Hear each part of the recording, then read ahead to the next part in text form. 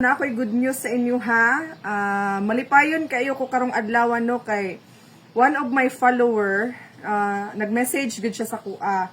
Nagpasalamat siya sa kuha kay tungod daw sa kuha kanang nag-lose weight siya in 3 months.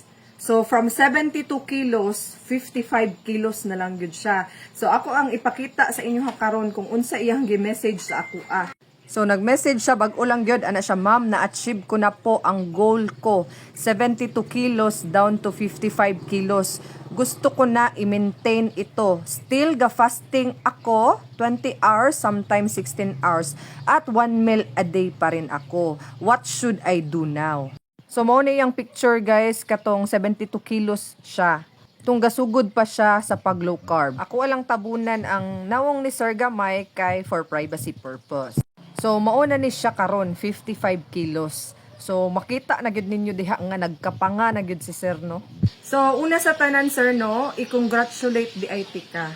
Kay proud kaayo ko nimo kay di gyud na lalim nga mag-lose weight ka og 17 kilos in a span of 3 months. So nalipay gyud ko no nga na-reach na gyud nimo imong goal weight. So congratulations, tabangan na tog pakpak si Sir. Okay, na-achieve na gud niya finally ang iyahang goal. So, sa imong pangutana, nga niingon ka nga, unsaon pag-maintain? Kay syempre, maintaining weight naman ka. So, mo niya ang akong mastorya. Pwede ka mag-liberal. So, liberal low carb. Still, gido low carb, pero mag-add ka og healthy carbs. So, taas-taasan na to gamay ang atong healthy carbs, tapos you build your muscle. O, mag-home workout ka, tapos mag-muscle ka, mag-build yun ka og muscle. Ayaw na kaayo pag-fasting. And then, balik na ka sa imong normal na eating na 3 times a day na meal. So, ayaw na kaayo pag-fasting and ayaw na pod pag-umad. Okay, maintaining na lang man ka. So, pwede ka dito sa liberal, low carb, which is, pwede 100 grams of carbs to 150 grams of carbs a day. Good na siya for maintaining your weight.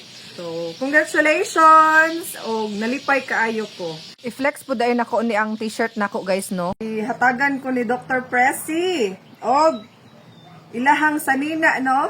Team Sock Sergeant, LCF. O, nindot kayo. Salamat kayo, Doc, no? And then, this is size small. So, nasyak ko kay Doc, anak ko, hala! Size small imong ihatag sa kuha, Doc, basig di na masigo. And charan, nasigo na di ay. Oh, 'di ba? So sa una, almost obese, XXL, and then karon gipadal-an kog sanina nga luag.